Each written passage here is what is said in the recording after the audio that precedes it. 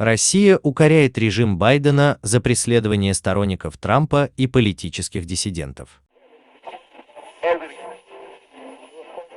Министерство иностранных дел России выступило с заявлением, в котором подвергло резкой критике правительства США при Джо Байдене за продолжающуюся кампанию преследования, проводимую против любого, кто не согласен с результатами последних президентских выборов. В своем заявлении пресс-секретарь МИД России Мария Захарова дала резкую оценку ситуации с правами человека в США при Джо Байдене. Захарова описала продолжающиеся репрессии против сторонников Трампа в Соединенных Штатах.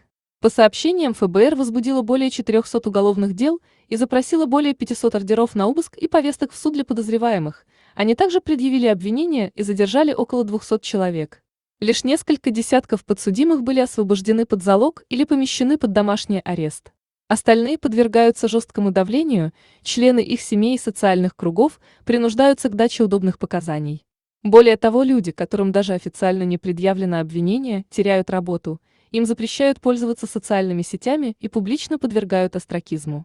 Она также поставила под сомнение объективность правоохранительных органов, вовлеченных в эту кампанию, отметив, что они действовали в соответствии с политическим заказом и установками нынешней администрации, объявившей события 6 января 2021 года мятежом, а всех, кто был в тот день около Конгресса, чуть ли не мародерами. Далее она правильно отметила, что большинство участников митинга 6 января были мирными демонстрантами. Фактически большинство этих людей были обычными гражданами, обеспокоенными ситуацией в своей стране, сказала она. Это 74 миллиона избирателей, проголосовавших за своего президента и отстаивающих свои взгляды. Она предупредила, что жесткие меры администрации не решат широко распространенное недовольство правлением Байдена. Их протест не уйдет просто так. Нельзя просто скрыть недовольство. Даже риторика, которую Соединенные Штаты позволяют себе использовать в отношении России, не поможет отвлечь внимание общественности от собственных проблем страны. С ними придется разбираться. Граждане США заслуживают того, чтобы с ними обращались согласно закону и в соответствии с международными обязательствами Вашингтона.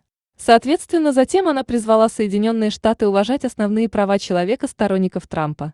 В этом контексте у нас есть все основания выразить озабоченность и потребовать соблюдения основных прав человека, добавила она. Официальные лица США постоянно и лицемерно заботятся об этих правах, когда речь идет о других странах, и тем не менее они без колебаний игнорируют их дома. Итак, Россия четко обозначила свою позицию относительно действий администрации демократов.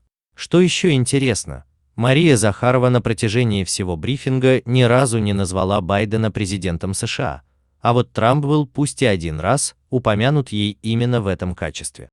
Спасибо за просмотр. Подписывайтесь на канал, если хотите. Спонсируйте, ставьте лайки. Или дизлайки. И обязательно комментируйте. С вами были роботы Яндекса. Ермин, Алена, Филипп. и Оксана, а также вся команда делового мира.